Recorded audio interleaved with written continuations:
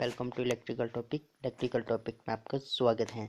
तो फ्रेंड्स, इससे पहले जो मैंने क्वेश्चन करवाए हैं उसका लिंक आपको वीडियो के डिस्क्रिप्शन बॉक्स में मिल जाएगा। तो आज हम क्वेश्चन नंबर 31 से स्टार्ट करने जा रहे हैं। तो क्वेश्चन नंबर 31 जो है, the composition of 10 and lead used in electric solder are dash. Electrician solder में प्रयुक्त टिन और लेड की संरचना जो वो कितनी होती है। इलेक्ट्रिशियन सोल्डर में जो टिन और लेड की मात्रा होती है वो, इसमें जो चार ऑप्शन है इनमें से एक होगा। तो इसका जो आंसर आएगा option number 1, 60 into 40, 60% tin, 40% lead और 50-50 लेड जो इलेक्ट्रॉनिक जो उसमें यूज होता है। तो क्वेश्चन नंबर 32 जो है, for plate earthing the size of the plate should not be less than dash. Plate earthing के लिए प्लेट का आकार डैश से कम नहीं होना चाहिए। सो फ्रेंड्स, इसका आंसर जल्द से कमेंट करें।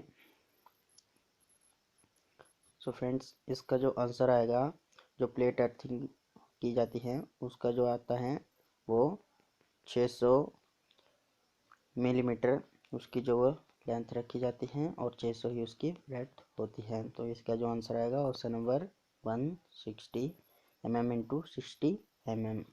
सो फ्रेंड, क्वेश्चन नंबर 33 जो है वो आएगा, question 30, which type of wiring can be use in explosive proof installation. मतलब कि किस प्रकार के वायरिंग का उपयोग विस्फोटक प्रूफ प्रतिष्ठानों में किया जाता है। विस्फोटक प्रूफ प्रतिष्ठानों के लिए हमें जो वो हैवी वायरिंग की, हैवी मतलब उसमें जो कंड्यूट होगा उसकी जो ज़रूरत पड़ती है। तो उसके लिए जो होगा option number 4, metal conduit wiring. तो अब क्वेश्चन नंबर 34 जो है, the simplest way of bearing the flux produced by an electromagnetic smoothly in an electric device is V dash।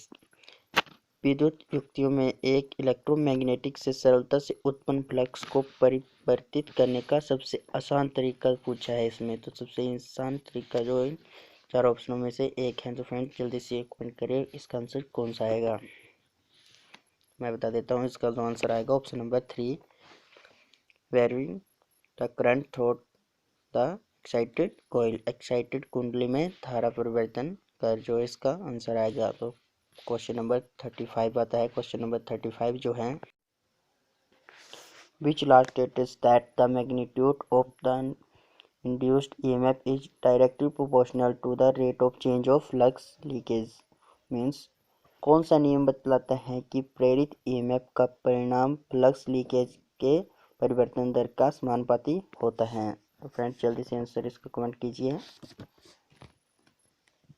तो इसका जो आंसर आएगा option number 3, Faraday's second law of electromagnetic induction. विद्युत चुंबकीय प्रेरण के फैराडे के द्वितीय नियम के अनुसार जो ये नियम लागू होता है। अब क्वेश्चन नंबर 36 जो आएगा, in DC generator the EMF generated at the armature in maximum when. Means, DC generator में आर्मेचर में उत्पादित ईएमएफ का मान अधिकतम होता है जब। फ्रेंड जल्दी से आंसर कमेंट कीजिए, इन चार ऑप्शनों में से कौन सा सही होगा। तो इसका जो आंसर आएगा option number 2, rate of change of flux in maximum. चुंबकीय पुंज की परिवर्तन दर का अधिकतम हो। तो क्वेश्चन नंबर 37 जो आएगा,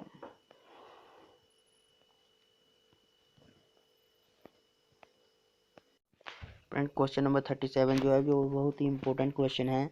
क्वेश्चन नंबर 37 जो है, इन DC generator lap binding is used for. DC generator में लैप बाइंडिंग की जाती है, वो किस कारण की जाती है। इन चार ऑप्शनों में से कौन सा सही होगा, ये जल्दी से कमेंट कीजिए आंसर फ्रेंड्स। तो इसका जो आंसर आएगा option number 3, low voltage and high current. मैं ये क्वेश्चनों के बीच बीच में जो आपको टाइम देता हूँ, इसमें जो आप ये चारों ऑप्शन पढ़ के एक सही उत्तर का अनुमान जो है वो आप लगा सकते हैं। तो क्वेश्चन नंबर 38 जो आएगा, the DC motor works on the principal that the dash. DC motor dash पर के सिद्धांत पर कार्य करते हैं। फ्रेंड जैसे कि मोटर हमें पता ही है, फैराडे के इलेक्ट्रोमैग्नेटिक इंडक्शन के सिद्धांत पर कार्य करते हैं। जो डीसी मोटर हैं, इन चारों ऑप्शनों में से कौन सा सही होगा। फ्रेंड जल्दी से सोचें और कमेंट करें। फ्रेंड इसका आंसर आएगा option number 1, current carrying conductor placed in uniform magnetic field experience a force on it. एक चुंबकीय समान चुंबकीय क्षेत्र में रखे धारावाहिक चालक पर एक बल का अनुभव होता है। यूनिफॉर्म मैग्नेटिक फील्ड का जो आंसर होता है, मतलब जो फ्लक्स बहेगा वो यूनिफॉर्मली बहेगा, मतलब जैसे कि 2 वेबर यहाँ पर होगा तो दूसरी तरफ जो होगा वहाँ पर भी वो 2 वेबर ही होगा, जिसको हम यूनिफॉर्म मैग्नेटिक फील्ड कहा जाता है या कहते हैं। तो क्वेश्चन नंबर 39 जो आएगा, 39 क्वेश्चन भी इंपॉर्टेंट क्वेश्चन है ये जो है। In a 4 point starter the protective register is connected in series with dash. एक 4 बिंदु स्टार्टर में सुरक्षात्मक प्रतिरोध डैश के साथ श्रृंखला में जुड़ा होता है। सो फ्रेंड, ऑप्शन नंबर कौन सा आंसर आएगा इसका, जल्दी से डिसाइड करें। फ्रेंड, क्वेश्चन नंबर 39 का जो आंसर आएगा ऑप्शन नंबर 2, नो वोल्ट कोयल, नो वोल्ट कुंडली। तो अब क्वेश्चन नंबर 40 जो आएगा, 40 जो एक न्यूमेरिकल है। In a transformer the number of turns per volt 6, the primary and secondary voltage 240 volt and 32 volt respectively, find the number of primary and secondary winding turns. इसमें friends हमें voltage दिए हैं, number of turn पर voltage दी है और voltage भी दी है। ये के जो स्टेप डाउन ट्रांसफार्मर है, इसमें जो हमें प्राइमरी और सेकेंडरी वाइंडिंग की टर्न जो ज्ञात करनी है। फ्रेंड, इसको सोल्व करने के बाद जो इसका जो आंसर आएगा option number 1, 1440 turn and 192 turns, 1440 चक्कर और 192 चक्कर, ये जो प्राइमरी की आएंगी और ये जो सेकेंडरी की आएंगी। तो इसी तरह क्वेश्चन नंबर 41 जो आएगा, the illumination of a surface is, किस सतह का प्रदीपन है। तो फ्रेंड, इसका आंसर जल्दी से कमेंट करें, मैं बता देता हूँ। इसका जो आंसर आएगा ऑप्शन नंबर, फ्रेंड्स वीडियो अगर जल्दी होगी तो इससे जो वीडियो छोटी बनेगी और आपको देखने में आसानी रहेगी, इसलिए आप वीडियो को स्टॉप करके जो क्वेश्चन के आंसर ध्यान से देखें मेरे बताने से पहले। फ्रेंड, इसका जो आंसर आएगा option number 4, inversely proportional to the sequence of its distance from the sources, स्रोत से इसकी दूरी के वर्ग का व्युत्क्रमानुपाती होता है। तो फ्रेंड्स 42 जो क्वेश्चन है वो भी इंपॉर्टेंट क्वेश्चन है और एक सिंपल सा ही क्वेश्चन है। 42 क्वेश्चन जो है, the HPMB lamp operates at dash, HPMB दीपक संचालित डैश से होता है। फ्रेंड्स, मैं बताता हूँ HPMB की जो फुल फॉर्म होती है, high pressure mercury vapour lamp. So friend, इस फुल फॉर्म से ही पता लग रहा है कि कौन सा आंसर आएगा। तो फ्रेंड, इसका जो आंसर आएगा अ हायर प्रेशर, तो क्योंकि high pressure mercury vapour lamp है जो दीपक संचालित जो हाई प्रेशर पर ही ग्लो करेगा, तो इसका जो आंसर आएगा option number 1, a higher pressure. तो क्वेश्चन नंबर 43 जो है, input impedance of MOSFET is dash, MOSFET की इनपुट प्रतिबाधा डैश होती है। सो फ्रेंड्स, इसका जो आंसर आएगा option number 2, more than that of EFT and BJT, FET और BJT की तुलना में अधिक। इसका जो आंसर ऑप्शन नंबर 2 ही रहेगा। तो अब क्वेश्चन नंबर 44 जो आता है, 44 क्वेश्चन वो भी इम्पोर्टेंट क्वेश्चन है। The reverse of direction of rotation of a three phase induction motor, it is necessary to dash, three phase प्रेरण मोटर की घूर्णन दिशा परिवर्तित करने के लिए यह आवश्यक है। फ्रेंड, 3-फेज इंडक्शन मोटर की जो उसकी जो हम DOR मतलब डायरेक्शन ऑफ रोटेशन, या घूमने की दिशा को हम कैसे चेंज कर सकते हैं। तो इसका जो आंसर आएगा option number 4, interchange of any 2 out of 3 connection, मतलब 3 कनेक्शनों में हम किन्हीं 2 कनेक्शनों को, जैसे मान लीजिए ये R है, ये Y है, ये B है, अगर हम किन्हीं 2 कनेक्शन, जैसे हम R की जगह V लगा दें और B की जगह R लगा दें, तब भी मोटर की डायरेक्शन वो चेंज हो जाएगी। तो इसका जो आंसर आएगा option number 4, interchange any 2 out of the 3 lines connection, 3 में से किन्हीं 2 लाइनों की संयोजन के अनिवार्यता किया जाए। क्वेश्चन नंबर 45 जो है वो एक न्यूमेरिकल है। तो क्वेश्चन नंबर 45 जो है, with a fractional slip of 0.07 the rotor speed of 4 pole square cage induction motor feed from a 50 hertz supply, means यदि अंशीय स्लिप 0.07 हो तो कुल 4 ध्रुव वाली पिंजर प्रेरण मोटर के घूर्णन को 50 हर्ट्ज आवृत्ति पर गति क्या होगी।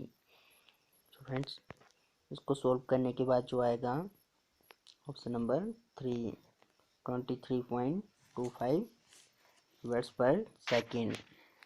तो इसी तरह फ्रेंड क्वेश्चन नंबर 46 जो आएगा 46 भी इंपॉर्टेंट क्वेश्चन है। 46 जो क्वेश्चन है the starting torque of squirrel cage induction motor is low because of dash. पिंजर प्रेरण मोटर का प्रारंभिक बलाघूर्ण निम्न होता है क्योंकि डैश।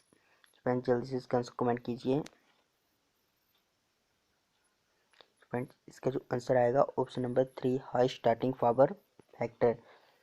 तो क्वेश्चन नंबर 47 जो है वो भी एक न्यूमेरिकल है। और 6 पोल 50 hertz 3 phase induction motor has a full load speed of 950 RPM at half load its speed would be dash RPM. Means एक 4 पोल वाली मोटर है जो कि 50 हर्ट्ज सप्लाई पर कार्य कर रही है। 3 फेज प्रेरण मोटर की कुल स्पीड जो वो 950 रोटेशन पर मिनट है। इसमें हाफ लोड पर जो इसकी स्पीड पूछी है। सो फ्रेंड इसमें जो 4 ऑप्शन है उसमें जो फुल लोड पे जो 950 होगी।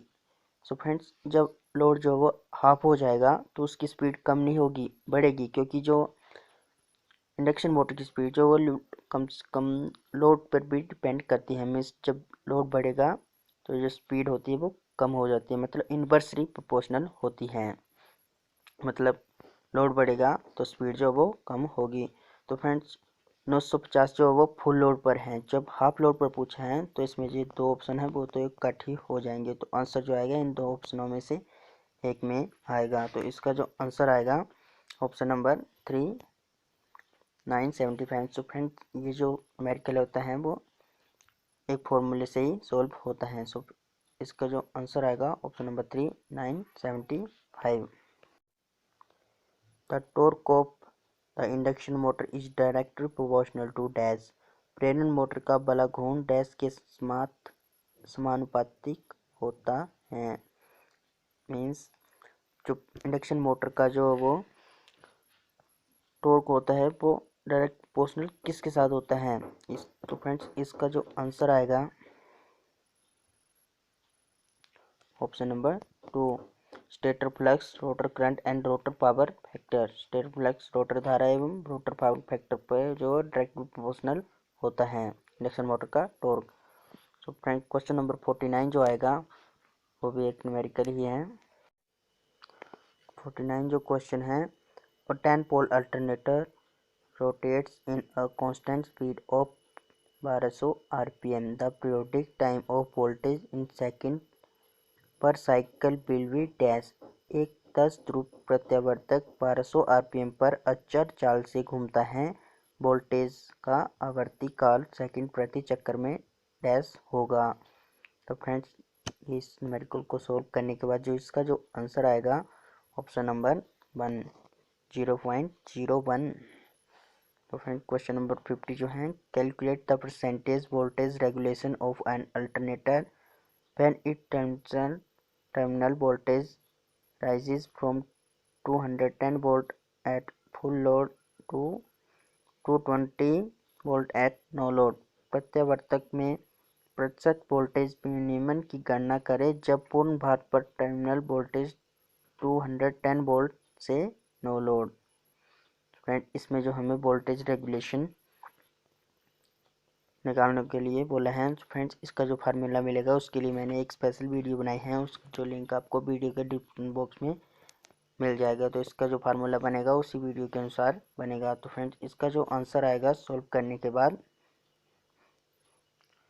Option number 1 0.0476। Friend question number 51 जो आएगा फ्रेंड क्वेश्चन नंबर 51 जो है the direction of rotation of a synchronous motor can be reversed by reversing dash. Synchronous motor के घूमने की दिशा को डैश उल्ट कर रिवर्स किया जा सकता है। सो फ्रेंड ये जो क्वेश्चन जो पहले भी क्वेश्चन को आया है उसी की तरह सेम टू सेम है।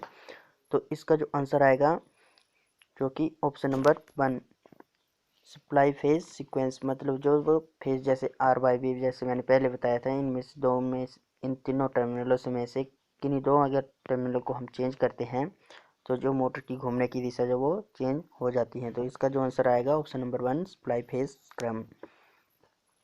तो क्वेश्चन नंबर 52 जो है, the V curve of synchronous motor shows relationship between dash. एक तुल्यकालिक मोटर का वी कर्व वक्र डैश के बीच संबंध को दर्शाता है। फ्रेंड जल्दी से आंसर कमेंट करें।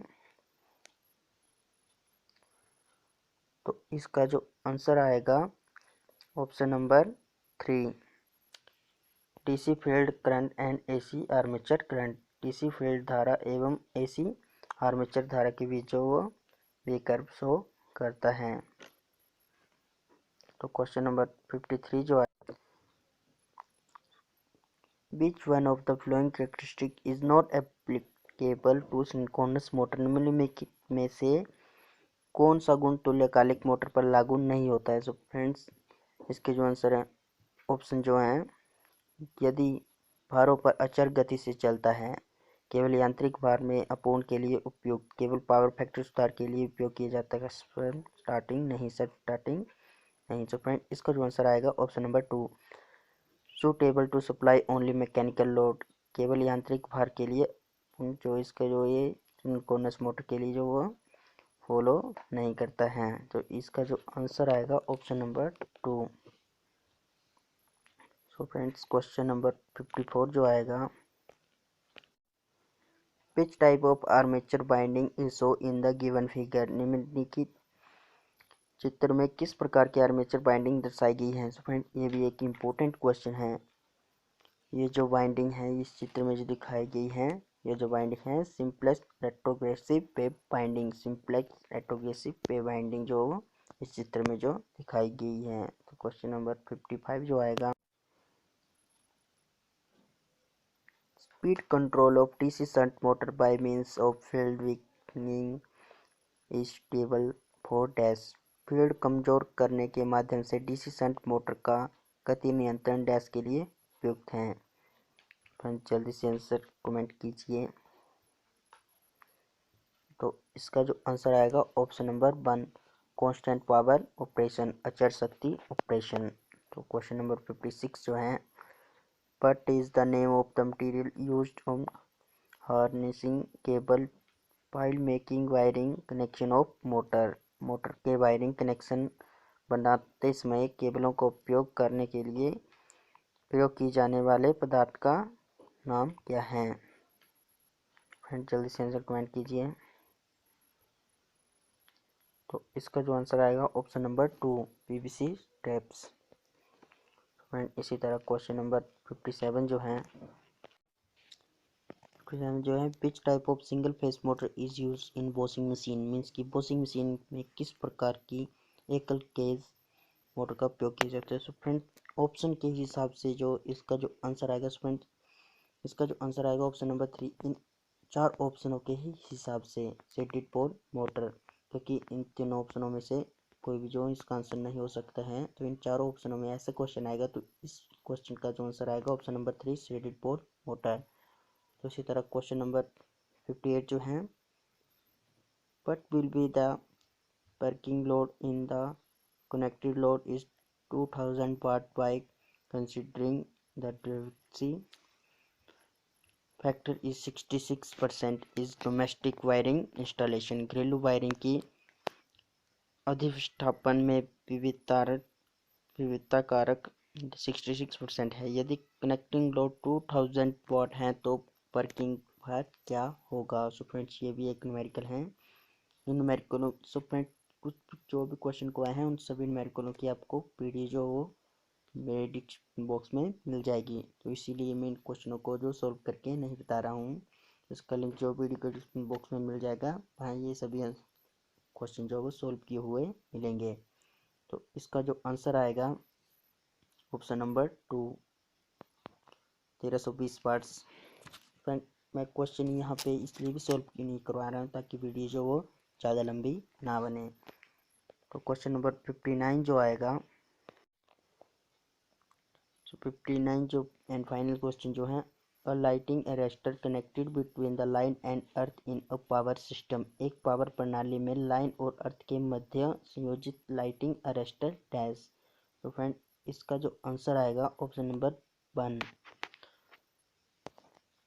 Protects the terminal equipment against travelling surges. प्रवाहित आवेश को विरुद्ध टर्मिनलों के उपकरणों को सुरक्षित करता है। सो फ्रेंड वीडियो कैसी लगी कमेंट करके जरूर बताएं और चैनल को सब्सक्राइब कर लें।